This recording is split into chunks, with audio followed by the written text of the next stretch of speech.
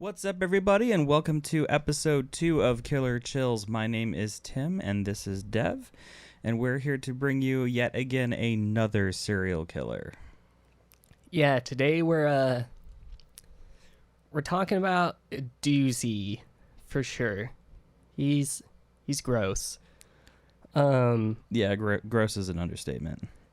Yeah.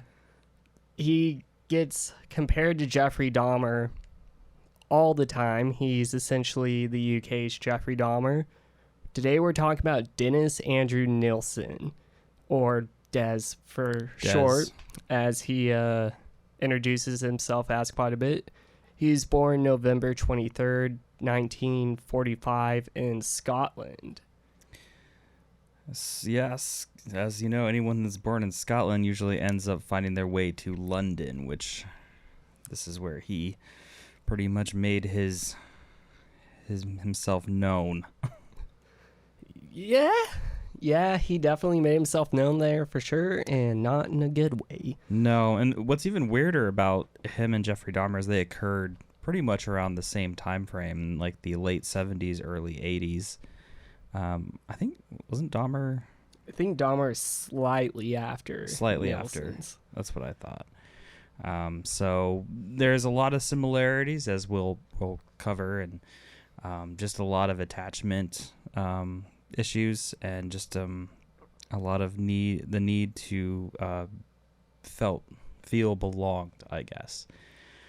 So I will go ahead and dive into his early childhood.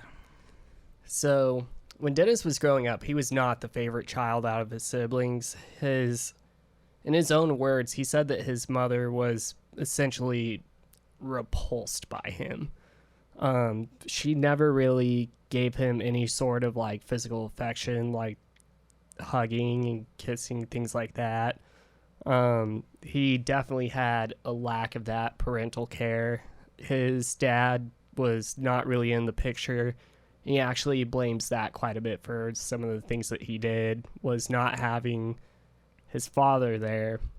But he did have a father figure in his life who was actually his grandfather. Him and his grandfather were very, very close. His grandfather did give him physical affection, and he kind of may have perceived that a bit differently than what it was supposed to come off as. Yeah, he goes on to say in his memoirs that he was actually assaulted and molested by his grandfather, which there is no proof of. We apologize for that. Hey, that actually is kind of fitting. It works. It works. Okay. We'll go ahead and accept the police siren. Anyways, he states that his grandfather molested him, and like I said, there's no proof of that. But I feel like a lot of times these individuals who commit these crimes like to have some kind of origin story to their crimes, and I think the first time he really tries to capitalize on that is with his grandfather. Again, there's no proof of that, but as you know, this isn't a perfect world, and that unfortunately is too common of a thing that, the credibility is 50-50, I would say. Yeah, it's kind of like, who do you want to believe, a serial killer or facts? But unfortunately, we really don't have facts. This is, with his grandfather, is actually where death kind of began to have its transfiguration onto him. Yeah, fascination with death. On October 31st of 1951, Dennis's grandfather had passed away as from a heart attack while he was fishing. And Dennis, because he was so close to his grandfather had actually taken him fishing quite a few times, took him to the beach, would always like tell him all kinds of stories of things he saw while he was out at sea, or like the fish he had caught, just everything that he could tell Dennis, he essentially told him. And Dennis had came home that day, and his mother walked up to him and asked him, "Do you want to see your grandfather?" And he was obviously stoked that his grandpa was there. And he ran into the kitchen, but what he saw wasn't what he was expecting at all. his grandfather at this point is dead, and he was in a cardboard box on their kitchen table in their flat, and he just thought that his grandpa was sleeping. And this was something that they did in the UK back then. I don't know if they still do that or not. Or So his parents didn't even tell him? yeah, that- he was completely unaware that his grandpa was dead. That's morbid in its own right, that his parents didn't even have oh, hey, unfortunately, Grandpa's passed. They just like, you want to see Grandpa? Yeah. That's so morbid. Yeah, that's what's really sad. That's not how to parent 101 right there, for starters. Yeah, if you gotta tell your kid that somebody's dead, don't do it like that. In that manner. No, that's probably not going to be the best. I think it really crushed him, and I don't think he really knew what death was. Later, a few years after this, that's when, did you happen to read about the cat? Mm-hmm. And I think death was he wasn't sure what death really meant, what it was about, what it looked like. Eventually, I think that's the only time he states he ever did anything to an animal. And he said that he had the guilt of killing this cat that he carried with him all through his life. Mm-hmm. And what's interesting is, I know eventually as we go on and we learn more about him, we'll find that he actually valued animals towards the end of everything, which is why I think he probably did hold on to that guilt of killing a cat, which is also odd because that seemed to affect him way more than killing people. Exactly. And he did it in very brutal ways, and even Right. getting rid of any of the evidence was very messed up and hard to it's hard to take in when you first hear about it. So after he's like 5 years old, I think he's living in London at this time, right? Yeah, he's living in London. He's just kind of going through the motions as like a normal kid for the most part. But he also starts to kind of realize that he's bi-curious. Right. There's a lot of him talking about different stories and interactions with other kids his age, where he would find himself becoming aroused. A lot of this was happening as he was entering puberty, and he was becoming aroused at the sight of himself in the mirror and envisioning himself doing things with himself in the mirror or to himself. That's when I think a lot of the fantasy started to really gain a foothold. He was witness to another child his age in doing sexual things to themselves, and he was witness to that, and that probably didn't help. Not at all. No, and his whole idea of sexuality began to be very distorted. Mhm. So, and then it wasn't long until he joined the cadets. And then when he joined the cadets too, around this time in the UK, being gay was illegal. It wasn't legal for gay marriage, and it was definitely shunned. It was very taboo around this time because it hadn't been legalized yet. That it does end up getting legalized once he starts kind of killing people. Yes, and then the gay culture of London started to really explode. There were a lot of gay bars. There were a lot of, there was a lot of, the Pride movement had just started, really. Mm-hmm. It was post-'60s, so the free love movement kind of helped push some of that. Yeah. He found it as a young adult, he was probably felt a little bit more welcoming to express himself, at least within those gay bars and those certain neighborhoods that were very welcoming of it. But during his time in the cadets, which is basically the UK's version of ROTC, that's when he really starts to learn what masturbation is, and the fantasy just keeps getting deeper and deeper until he actually joins the military.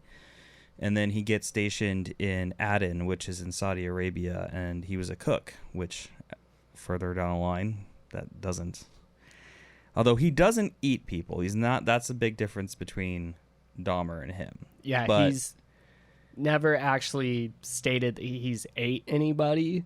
but he That's did all use, up for like speculation. he did use his cooking skills, I guess. Oh, he had recipes. A recipe for disaster. Yes, he did. But he during this time in the military, which is, man, there's like a theme of these serial killers being in the military. Yeah, that's like almost kind of red flags right there. Right? Like that's not a good sign. No, and during this time, that's where he states that, also I think he slept with his first male partner, or he had his first real male encounter that was mutual. Yes. Was in the military, and then afterwards he's I believe he's discharged. He did his service. Then he goes into I believe he went to be a police officer. Yes. Right out of the military, and that did not last very long. Yeah, it didn't last long at all. When he was in the police force and even in the military, he always kind of just laid low in the background. He was just kind of like, in a way, almost like the average Joe that's just, their job is just their job. Like, they show up, do their work, go home. Everybody tries to kind of like lay low, and he doesn't get involved in anything. And you can't really, I think being a police officer is kind of social. You have to interact with your coworkers. Yeah. I don't really think it was the right thing for him, so he left that career, and then he just became a civil servant for, I believe it was the City of London, which is a desk job. And I think he kind of fit right into that, and he was doing that career up until his eventual capture. But all of his coworkers said that he appeared to be a loner, but he was always a very hard worker. He would stay overtime, but he just didn't really talk a lot. Yeah, he was just kind of the quiet guy in the office. He wasn't necessarily deemed like the weirdo, like some people would say. He was just kind of quiet, just kept to himself. He was very introverted. Right.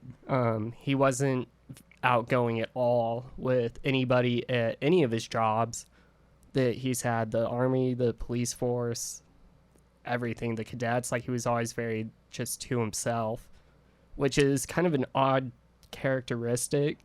A little bit, yeah. Because once he gets that little bit of alcohol in him, that's when he really comes out of his shell. So alcohol ends up being a very big trigger for him. He develops his drinking habits while he's in the military. That's when he stated that he really kind of went off the rails for him, and that he would be hypersexual while drunk. He was always looking for company while drunk. Things were just heightened for him. He wasn't able to suppress any of his actions.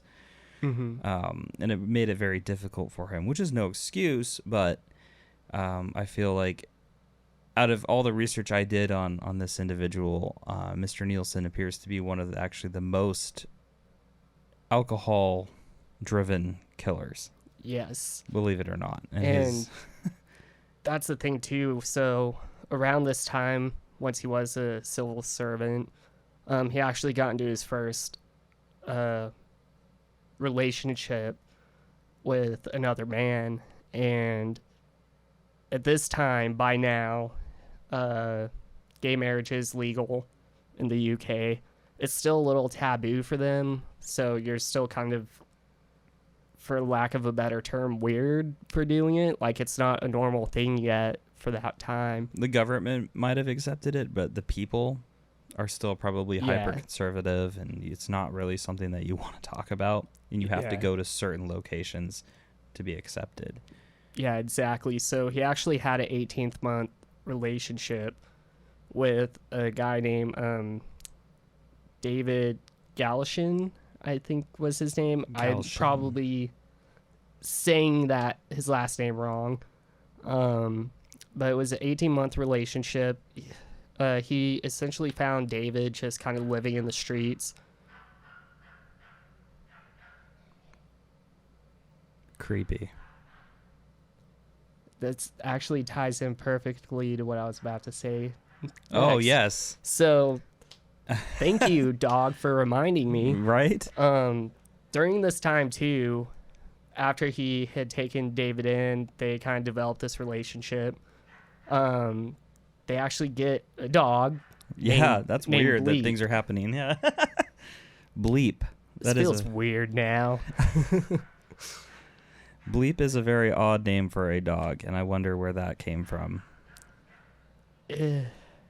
I've honestly tried to figure out where they got that name, and I couldn't find anything about it. Right. So this is all happening at the address 195 Melrose Avenue, which is where everything starts to go downhill. Mm-hmm. So after the 18-month relationship, David left because Dennis lived by the bottle. You could actually find a lot of their home movies, and you can see that Dennis is just kind of a very controlling, vindictive, rude guy. He didn't seem pleasant to be around. There's one home video where David's just kind of standing there, like waving to the camera, and he has his arm to his side like this, and then Dennis is like, "Don't do that. You look like fluff."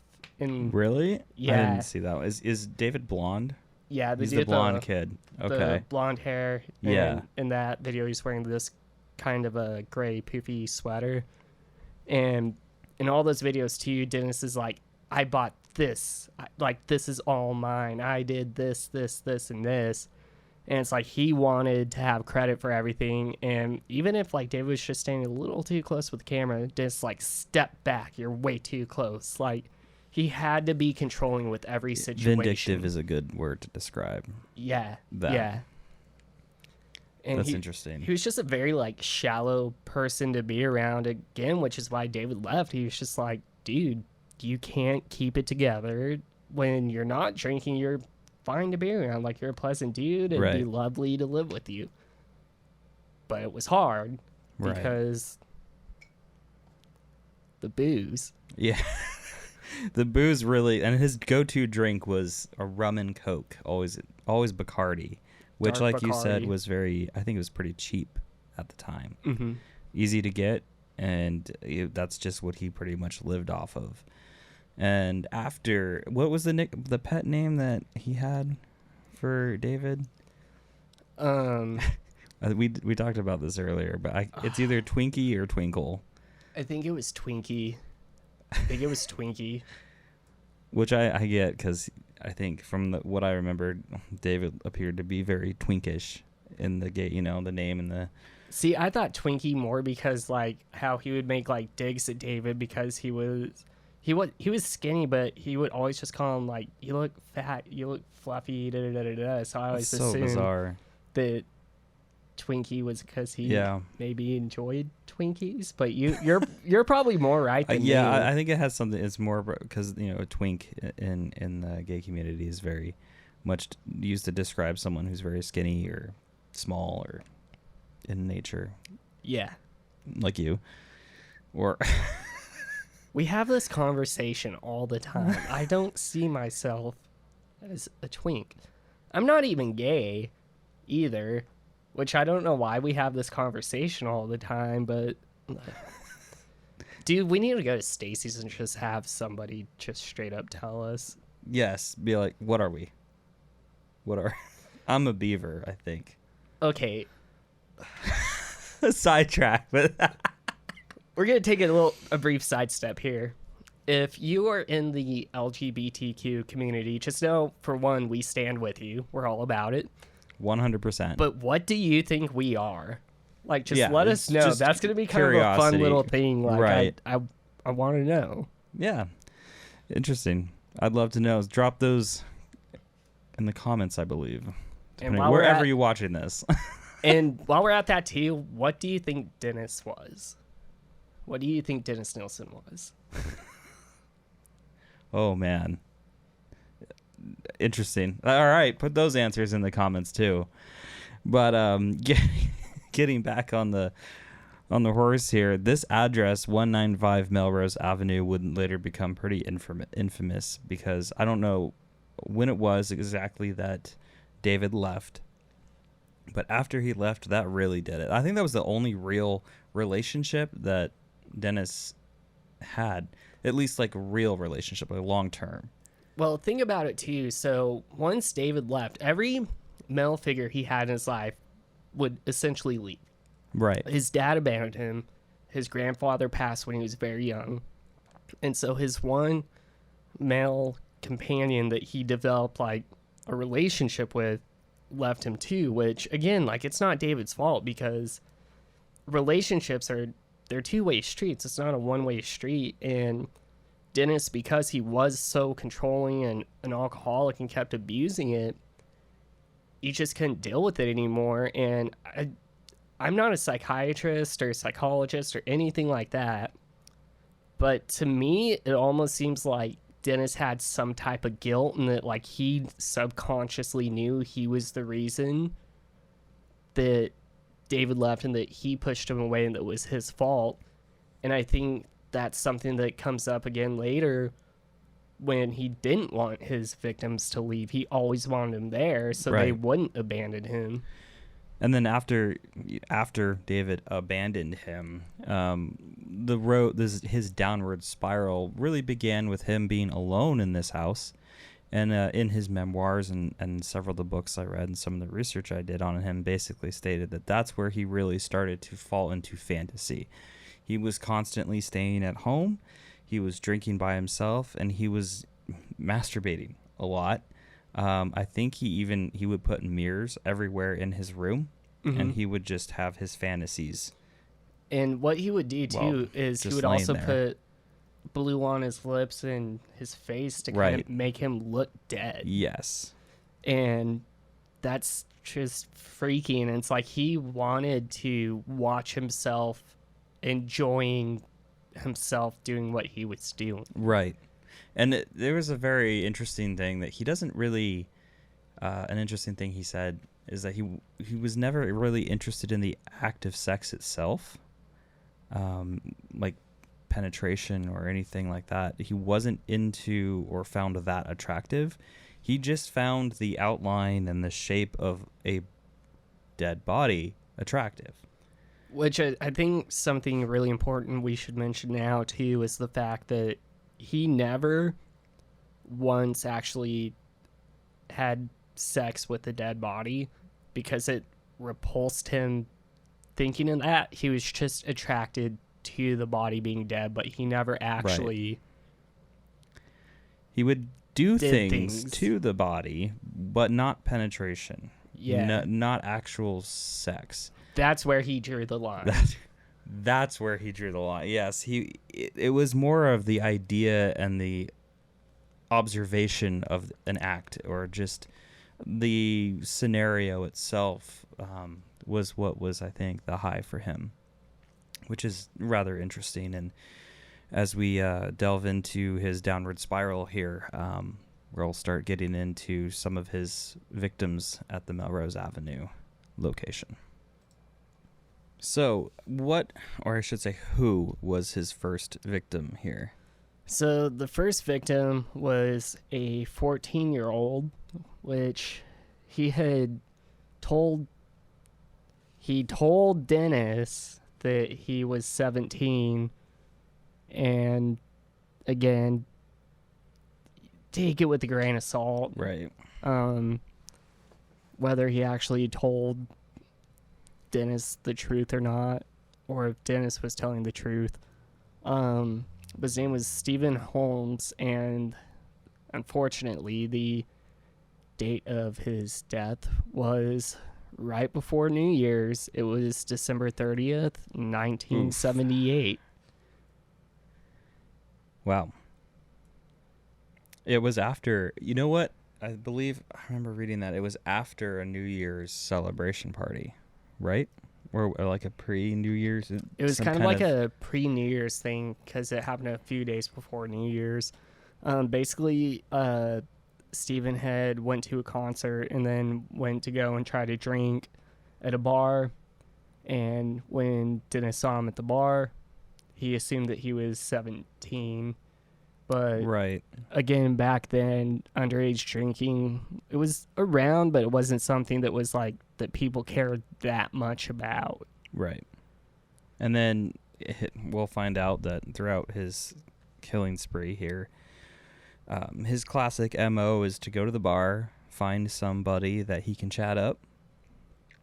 And his go-to line was, come back to my place where we can continue drinking after 2 a.m. or, bar close. Mm-hmm. And we'll drink for cheaper. We'll just stop by at a store and grab some drinks and hang out. And often it was never really, I guess sex was sometimes, some of these were gay bars, I believe. Mm-hmm. So sometimes, sex was kind of implied. Like, oh, okay.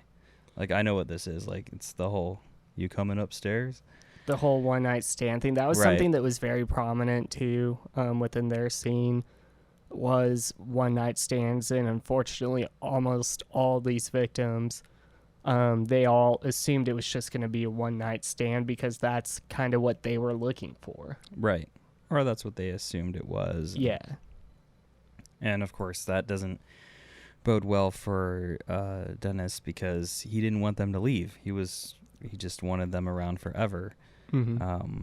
And we were watching that documentary and on Dennis, and someone was talking about how it was if Dennis didn't like or didn't feel, I guess, A connection. a connection with, he would let them go.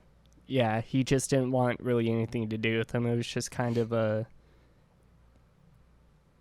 I don't want to make this analogy, but in and out type thing. Yes. And unfortunately, if Dennis liked you, that's a bad thing. Yeah. For He'll want once, to keep you. the one time it's good to not be liked by a serial killer. Exactly. It's like, I really will hope Dennis doesn't like me. Yeah. And So, with Steven, too, it was really sad because he was so young, and he just went to try to have like a good night, listen to some music, see some cool bands, and it's just almost like us as kids, just like going, hanging out at a show, Yep. and then the worst thing imaginable happens. He goes to Dennis's house. He gets belligerently drunk, which Dennis would purposely do. He'd get everybody just so drunk that they pass out, and then Steven fell asleep with Dennis in his bed, and then Dennis kind of woke up and just saw him there and was like, I don't want you to leave. And he got a tie, put it around his neck, and strangled him. And that was it. yeah, he states after he checked to make sure that, Steven was gone, he started freaking out and panicking, and he was like, what did I just do? What did I just do? Why did I like that? And he sat there. I believe he didn't go to work for like 2 days because he was just sitting there panicking, like with this dead body in his room. And then he said after the initial panic left, the sexual fantasy started to come through, and he was like, well, I might as well just do what I've always wanted to do. And that's where he started the process of what will soon to be his common ritual of he bathed the body, he masturbated over the body, cleaned it, stared at it, propped it up in weird positions, talked to it. Yeah. And then once he was done with all of that, he put it in at first to the cupboard. How do you? Covered. Cupboard. Pantry. The pantry. And there is a sketch drawing, like a police drawing of where he would typically put it, the body, and it was always in like one of the cupboards underneath like the sink. Apparently that was big enough. I don't know. It probably was, and he stuffed it in there, and then he just didn't like where it was, kept bringing it back out, and then eventually he finally settled on the floorboards, which doesn't, it just plays into the, stereotypical horror movie, like how many bodies you got under those floorboards. And the thing about this too, when he put the body in the floorboard, he had to like jam it in there. Yes. Because at this time rigor mortis set in, and if you don't know what that is, basically your body tenses up and there's no way you're moving it. Nope. And he had to like jam him in the floorboards, and he just kept him there, pull him out every once in a while to clean it and put it back in. And that's kind of how he started to cover up the smell a little bit, is because he would take care of these bodies, which I don't know if you ever heard this, but he actually said at one point, he's like, I took better care of those bodies than I took care of myself. Yes. And which I could totally see. Like, that was his probably after work routine, was, all right, let's whip him out. Yeah. And I think the preservation that he was doing inadvertently prolonged decomposition. Which, like, is weird, because scientifically it doesn't seem like that would work. But I think it might have subtly did. I mean, we don't know how often he was actually doing this. I'm not a scientist. I don't know how that works. Yeah. But I do know that eventually, when putrefaction, the last stage of decomposition sets in, I mean, no matter what, bodies return, to the dust, start rotting. That's when he was like, well, now we have a bigger problem. I don't know what to do. So obviously he did the only thing that he could think of, and that's put his cooking skills into play with a knife, and decided to dismember the body. And thankfully he had a backyard at this Melrose Avenue location, which, if you've seen like flats in London, they're connected to there's another backyard adjacent, but they have walls, like wooden fences that are pretty tall, you can't see. And he would just build a bonfire in his backyard and mask the smell with burning rubber. He would burn tires to mask the smell, and that's what he would do. And that started a routine that he would repeat 11 times. Yeah, so this actually brings us to the next one. So prior to him actually even doing this body just by itself, there was actually quite a few. So the first time he'd actually done this, there was a fairly large amount of bodies there. In the floorboard, yes. He had gotten I think 3 or 4 jammed in there. So basically, after this period, so he kills Stephen, and he's keeping him around for quite a bit. He goes, burns the body. He learns from this. But in between this period, there's, from what we know, a couple of other bodies in there. We don't really know who yet, but at this point, we're not going to know. Those are some of the unidentifieds. A couple of but them. Hold on. There's more. But wait. There's more. So he goes, deals with that, and then loneliness starts to set in again, because he doesn't have this. He has his dog Bleep, but that's it. So October 11th, 1979, he attempted to murder Andrew Ho, who was a student who was there. But Dennis, did the whole typical, let's go back to my place, get some drinks. Get you drunk. He found out that Andrew was traveling, so he's like, easy target, nothing to worry about. However, Andrew escaped. He fled to police, and the police went, checked on Dennis. They didn't really see anything out of the ordinary. I think Dennis told them it was a lover's quarrel. Yeah. And at this time, the police are like kind of prejudiced. So they didn't care. They did not care. They were like, whatever, this isn't our problem. And they let it go. Yeah, they didn't care. So the thing too, there was one officer that had worked with Dennis that always had kind of a weird feeling about him. But the way that he had found out about this was people were like, your friend Dennis, and that upset him because they were not friends. He didn't really like... And they were friends from the police force, correct? Like, they knew each other? Like, they knew each other, but he was always kind of, like, weirded out by him, you know? Right. He didn't really have, like, any real friendship with him, but it started to bother him that everybody's like, your friend Dennis. And he's like, dude, stop. We're not friends. Yeah. Like, cut it out. I've said 5 words to the guy. Stop. Yeah. Stop it. Get some help. And basically what had happened was he had tried to get in touch with Andrew to press charges, but he was just like, no. And then he got in touch with Andrew's parents, and they're like, no, we're not going to press charges. And this police officer was fuming because he knew that there was something weird going on, but was just like, whatever, I can't do anything about it if they don't want to press charges. But had they had done that, he would have done time, and the rest of these probably would not have happened. Right. So that's going to bring us to December 3rd of 1979, when Nilsen encountered a 23-year-old named Kenneth Ockenden. I'm probably saying that wrong. Ockenden.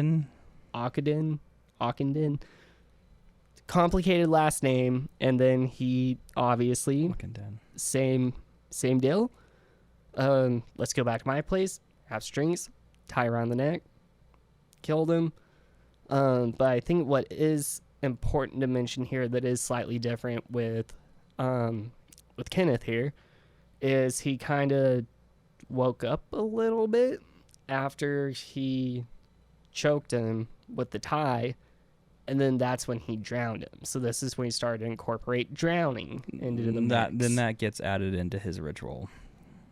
Man, he really liked the bath. I mean, the dude bathed with dead bodies. Like, we'll post a picture of it here, but I'll post a picture right now. This is Dennis Nielsen's bathroom when police found it. And it looks dilapidated. It's gross. The whole apartment was actually pretty gross. But that's the bathtub where he would typically get them in a position where they were on their knees and then dunk them into water, which is weird because you would have to take the time to fill the bathtub. So I'm assuming he would strangle these individuals and then, while they were unconscious, fill the bathtub. Mm-hmm. That's like 10 minutes. Yeah. Unless he had like some amazingly high water pressure that like filled it up right away, which I doubt. Right. And then he would, take them over, position them so they were on their knees, dunk them, and then make sure that they were dead. And I think that's all just because he didn't want there to be any mistakes. And if he saw any life still... what's also weird is that he didn't, in his memoirs, he said he'd never wanted to go for like stabbing or like guns or anything like that, as they were too messy and they would ruin the body.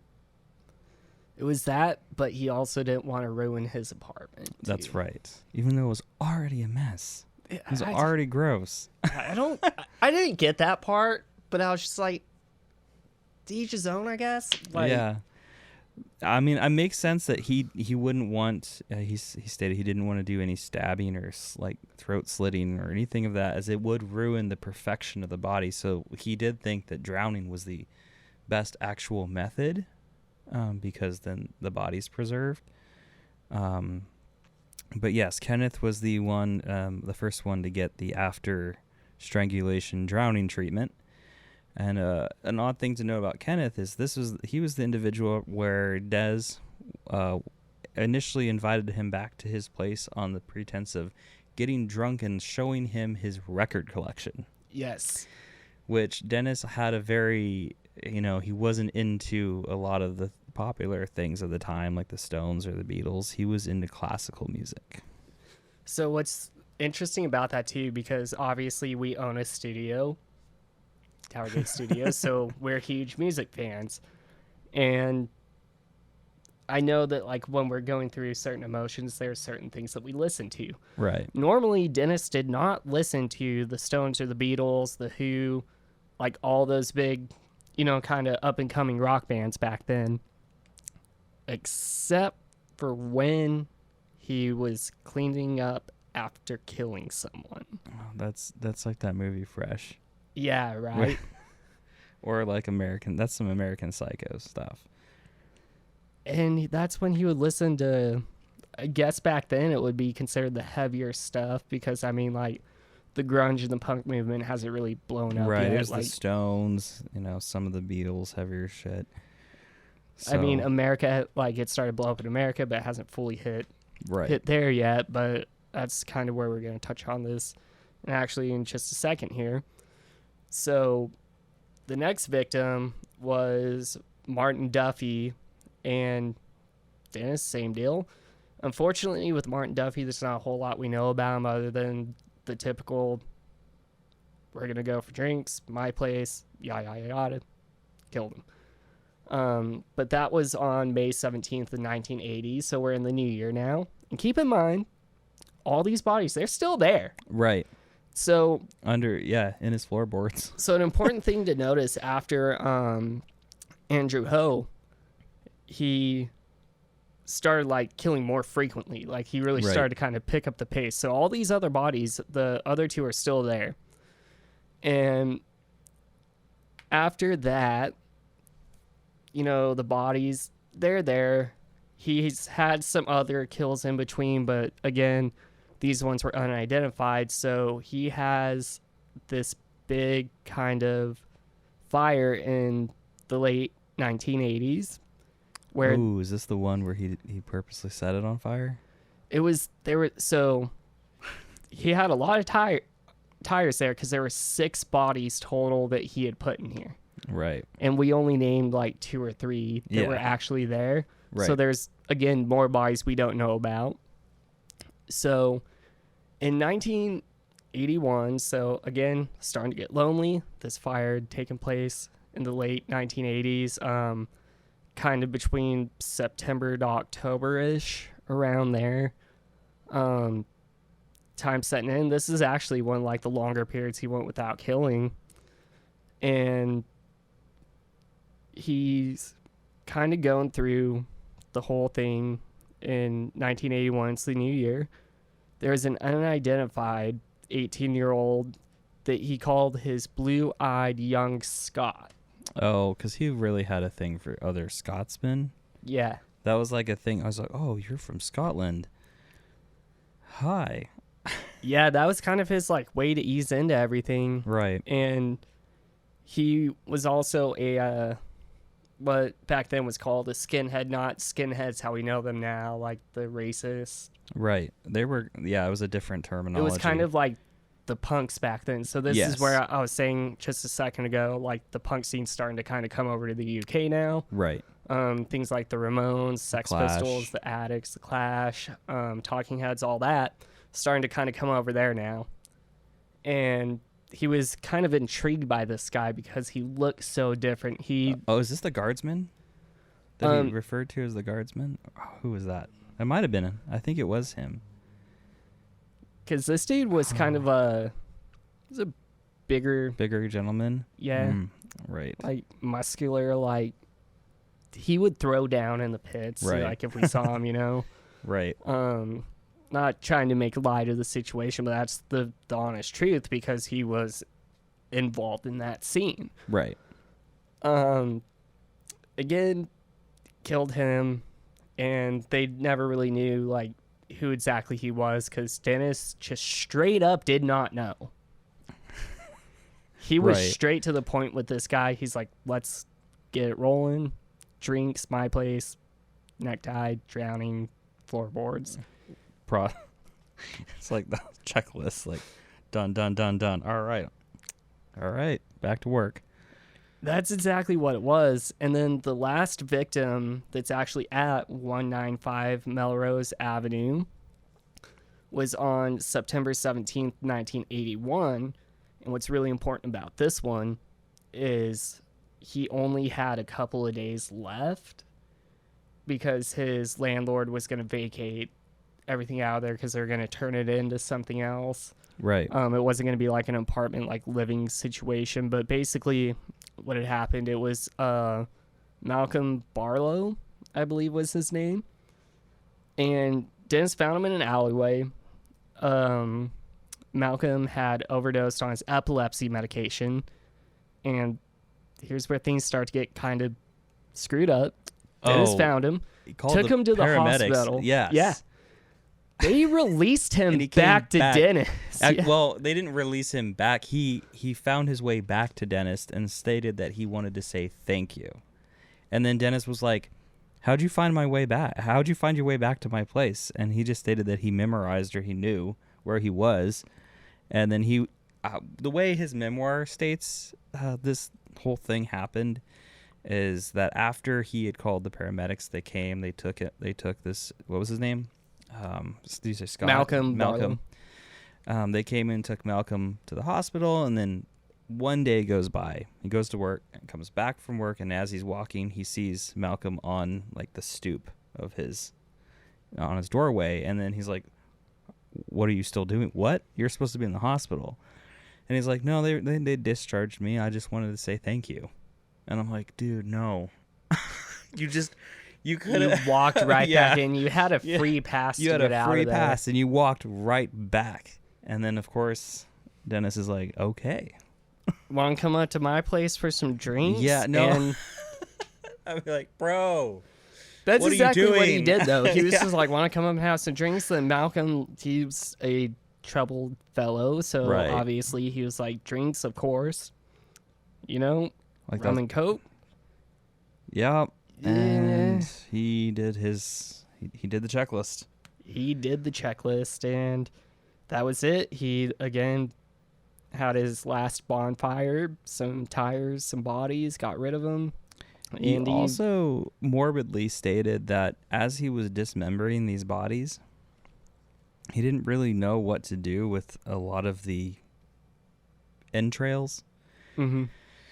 And he said that he would just dump the entrails around the corners of the backyard for the wildlife to eat. And in one case, he had so much, he put all of it into a bag and then walked it all the way down the street to the local park and dumped it out in the park.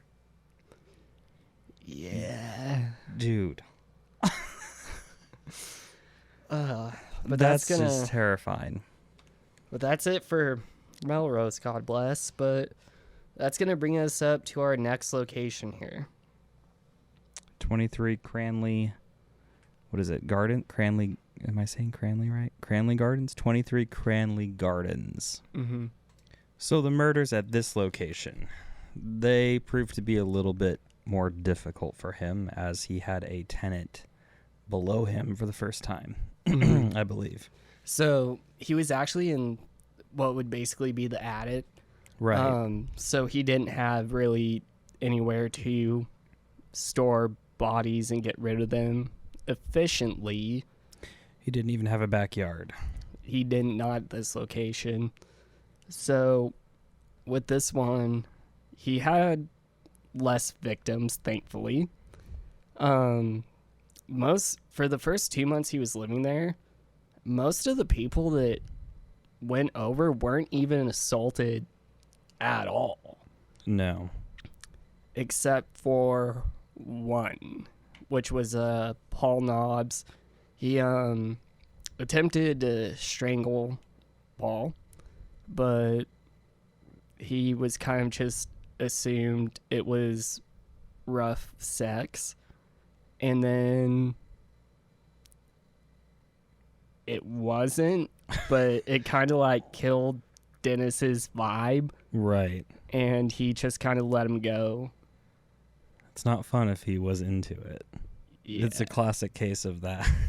Unfortunately, probably. Yeah, like Paul thought like it was like rough sex, but like Paul wasn't feeling it. He was just kind of like, yuck. Right. Also, wasn't one of them, it might have been Paul, was the one who actually wanted, he was, very openly gay, I think. And he was the one that actually wanted Des to have sex with him and do the whole thing, and Mm-hmm. Des wasn't really having that. So I think that's the one where I think he was turned off. Yeah, so there's a few. I think that was one of the other people that just went over to his house that he didn't even like attempt to strangle him because he just wasn't feeling it. Right. But that brings us to March of 1982 when everything had happened with Paul. That was back on November 23rd of 1981. But March 1982, this is when Nilsen found John, I'm probably going to say this last name wrong, Howlett, probably. I think Howlett. Basically, he found John at a pub, and then he took John back to his apartment, flat, whatever you want to call it. You know, the same scheme. My place, let's cheaper drinks. Yep. Keep the night going. Trying to do his checklist. He was trying to do his checklist with everything, and then he kind of fought back when Dennis was strangling him. Yeah, they pretty much tore apart the room. Yeah, they got into a huge fight. Argument, and the other tenants were aware of this. Yeah, because, I mean, they're at the top floor now, so you hear stomping around, and then I'm pretty sure he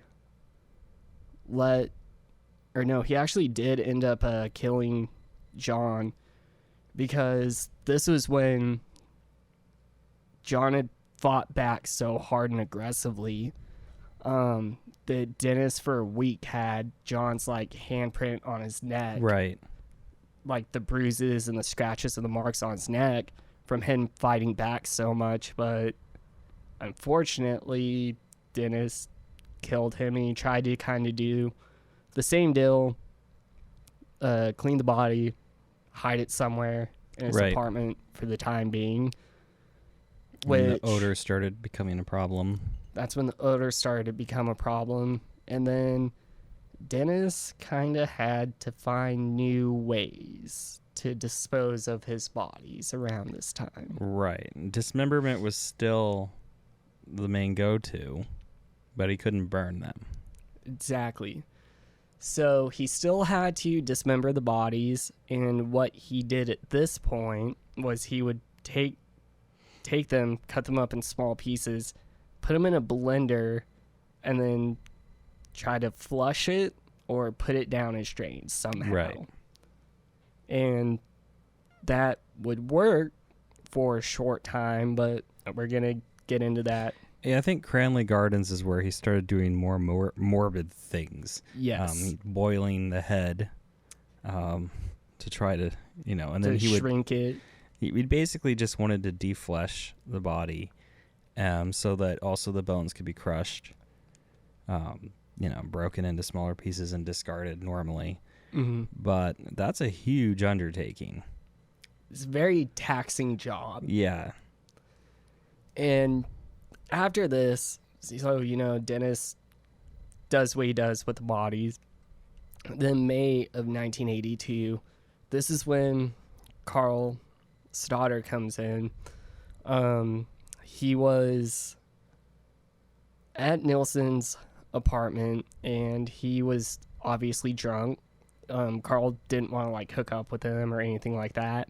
He wanted to try to develop a relationship with Dennis, and Carl had fell asleep and then woke up to Dennis strangling him.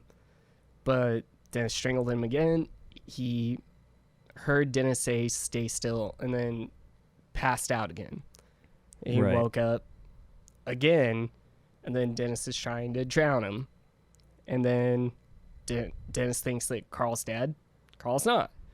Because this third time, the dog Bleep actually walked up to Carl and started licking his face, and that's Right. how he woke up. Yep. That And dog then- knew. Yeah, so basically what with this one, what Dennis did was he tried to be like, oh, like that, the sleeping bag I warned you about, that you got caught up in that, and I was trying to save you and free you, but you passed out. Right. And he was coming in and out of consciousness for 3 days at this point. Gets severe brain damage from that. Exactly. It can get really bad. Right. And then you can actually find this interview too. It's actually really emotional to watch. It's kind of sad. It is. But Dennis kind of sent him on his merry way and was just like, see you later. Yeah, I think the thrill of it was gone for him. Mm-hmm. It was kind of botched, and he just didn't want it anymore. Yeah, once Bleep like went and licked him and woke him up, that's when he was just like, this guy's a fighter. He's still clinging on to what little bit of life he has left. Right. And that definitely took the wind out of his sails with Right. it. Well, then the next one, isn't it? Is it Graham Allen? Yes, so the next one is in September of 1982, where he met the 27-year-old Graham Allen. I know this is one that you like to talk about quite a bit. It's only because of the omelet. It is. The omelet. He made the same MO. Brings him back. Finds him, I believe, at the pub. Brings him back. Actually, I can't. Was he? I think he might have been on the streets. It was either the pub or the streets. Brings him back for drinks. Does the whole spiel, and apparently they were so drunk they were hungry, is the way Des says this happened. So Des is like, I'll mix us some omelets, and he states that he's cooking the omelets, and then he blacks out, and then the next thing he's like laying on the floor, and he sits up. And he looks at the armchair, and he's passed out with omelet all over his face. And Des does the line where he apparently said it out loud, too. And he's like, He was like, Dennis, you did it again. Yep. Cue Whitesnake song. Cue Whitesnake song. We have kind of our own inside joke about this, which we shouldn't joke about it, but it's just works too perfectly. It's something out of a horror movie.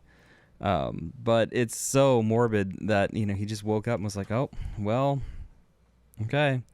And then he proceeds to do the whole process of defleshing. He does his whole ritual, too. He's still doing that. He's still trying to keep them around as long as possible. He put them in the cupboards. He would put bodies in the cupboards, and he actually would leave bodies on the armchair at this location because there wasn't really like a thing to do with them. But this specific one, this is the one that got him in trouble. Is the bones that were eventually found were going to be Graham Allen's. And this, Dennis decided to, you said he was flushing stuff down the toilet. He was also flushing small bones and pieces of flesh down the toilet. Which later clogged up his toilets, and it kind of screwed up the plumbing for the entire complex. Entire building with all the other tenants started complaining because their plumbing was not working. At this point, too, there's still one more victim, and so all this is still happening, and he's not really thinking that much of it yet. But January 26th of 1983... when Dennis has his final victim, Stephen Sinclair fell asleep. He was in a drug and alcohol stupor. He was just zooted out of his mind. He fell asleep at Dennis Nilsen's place. Same deal. My place for drinks, yada, yada, yada. Strangles him, drowns him, chops up the body. And the thing that was a bit different this time was Dennis felt like he had done Stephen a favor, because when he was going to dismember the body, he noticed that Stephen had cuts on his arms. And track marks from him. Yeah. He was a heroin addict. And he assumed that he had done Stephen a favor. And I think that's bull crap. yeah. I think he was just trying to, justify it in his mind. Yeah, and justify it in his mind that, oh, he already wanted to die at some point. Like, he had tried and I just did him a favor. I'm like, no, he clearly didn't go through with it. Well, the thing too, what's even more messed up about this one, there's another famous line from Dennis Nilsen where he says, "Oh, Steven, here I go again." Before he actually goes and kills him. Like, right. He's made up his mind already that that's what he's going to do. Right. And then this body is the one where he started to really have kind of like a oh no moment. Yeah. Because there's nowhere for this flesh to go at this point. Nope. Because the previous body just backed up the pipes so much. Right. He was having problems with his plumbing, so he decided that the best thing to do was just, he dismembered him into multiple different, limbs, torso, arms, and head. He boiled his head, I believe. He cut off a lot of his extremities, and then he bagged them, and he put the bags in, I believe, his cupboards. Mm-hmm. And he left them there to the point all up until his arrest. Yeah. So the thing, too, is because the pipes were backed up and it was messing everything up for, like, all the other tenants, somebody went, they had a plumber go and check the pipes and everything. But what they had then noticed is somebody saw Dennis go out later that night after he had found out about that and moved the manhole cover and tried to, like, clear out his own pipes and was like, this is totally gonna work. Yeah, and it didn't at all. The plumber, as he's working on these pipes, discovers not only small bones, probably from like fingers or something like that, toes, who knows what, ribs, and then pieces of flesh, just all clogged in the drain pipe. And then that's when can you imagine being that plumber and be like, what?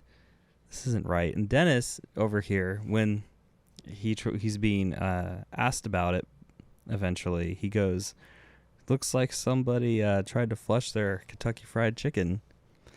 And the thing about that too, like, it's what? like What?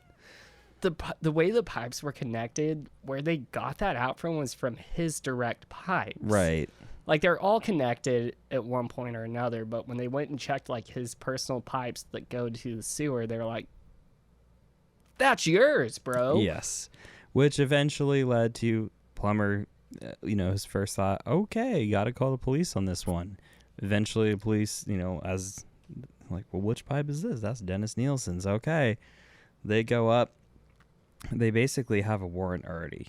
Mm-hmm. And they enter his apartment and they inquire about his pipes, and he's like, whoa, man. That's where he talks about the Kentucky Fried Chicken. And this detective, he just looks at him dead in the eyes and goes, don't mess about. Where's the rest of the body? And then Dennis just cracked. He was just like, it's over there in the pantry. And he's like, it's over there. Just like completely gave up. At this point, he's just so far gone with everything. Yeah. He's just like, I don't even care anymore. Like, this might as well happen. Yeah, I think he kind of knew that the jig was up, and I could just say, like, don't mess about. Where's the rest of the body? It's over there. And then the thing too, when they're driving him to the station, like, Dennis was like already kind of an open book about everything. He was. And it's not like he was prideful. It's just like he didn't see anything he had to lose at this point. And he was just saying everything. And the other detective that was there that was driving him was like gripping the steering wheel so hard and like so angry about the things that he was hearing. It's like he was starting to drive like really terribly. And then the partner was just like, come on, dude, like get it together. That's insane. That's hard. Yeah, I would be like, oh man, what? Yeah, that's where I think he said there's 15, 16 maybe total. Yeah, and he didn't. That's a big thing we need to emphasize too. Is that it's like 15 or 16. Like, he's lost track at this point. And we only covered some of the victims because we don't even know who all of them are. Exactly. And some of them, he says he doesn't know, the ones at the Melrose Ave, he says he might have oddly fabricated some of those. Like he made them up in his own head, but we don't know for sure. And then, of course, they went over to the Melrose Avenue, they did find remains in the backyard that just, essentially proved everything that had occurred. But we don't, some of those unknown ones, like he might have fabricated some of those just in his own fantasy. And the thing, too, Dennis, in his trials, he was just like, I don't feel any remorse or, like, really feel bad. No, he just, he kind of had it is what it is moment. The only thing he did still feel remorse for is that cat that he killed. Oddly. That was the only thing he felt bad about. Yeah. None of the victims, that's the only thing that he felt bad. So, yeah, it was in February of 1983 that he got caught, just like a month after his last victim. So, and then he also said there were remains in a tea kettle. And some of his pots and some of his pots too. They and would pans. try to like shrink the flesh down in. And they caught him basically in process. Yeah. It just he was getting sloppy. He was getting lazy. And I think the location just made it so hard for him that it actually indirectly put him out of his spree. And a big thing, too, for that time was the fact that once he had moved to that new location, he thought he was going to, in a sense, like, get clean. Like, he thought his addiction to killing was done. Right. And it clearly was not. No, and he says that in his memoirs. He talks about how he thought he's got a new lease on life with his new lease. And that was not the case, and he just kept doing it, and he showed no remorse up until the end. He recently died on May 12th of 2018. He had a heart attack, I believe. Yeah, and he spent the rest of his life in prison. He had a heart attack, and the messed up part is he really died peacefully. Yeah, that's never good. Never good when you have a serial killer like that just go out peacefully, I guess. He should be chopped into pieces and thrown down a sewer system. Yeah. We'll flush him down the studio toilet. I mean, we did clog our pipes with sound cheese. Oh, yeah. So we do have clogged pipes here. But I would say, there's several good books you can read. There's a book called Boy Underwater. That's a really good book about Dennis Nilsen. And then there's his autobiography, which that's what he was really doing in prison, was trying to write his autobiography, which is a little narcissistic, but that's called The History of a Drowning Boy. He really likes the drowned. Yeah, that really was liked that. That was kind of his thing. So those are really great reads. I would highly recommend reading those if you're further interested in this case. But I think that about wraps this one up. Yeah, that's it for this one.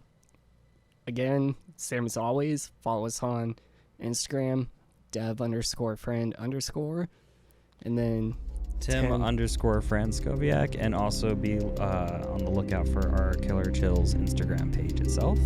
That's where we can post photos and videos and snippets and things that we behind do. The scenes. Right. Follow us on Instagram at Towergate Studios. You can follow us on basically every social media platform for the most part. And we'll have all the links ready for you, so go ahead and check those out. And this has been another episode of Killer Chills.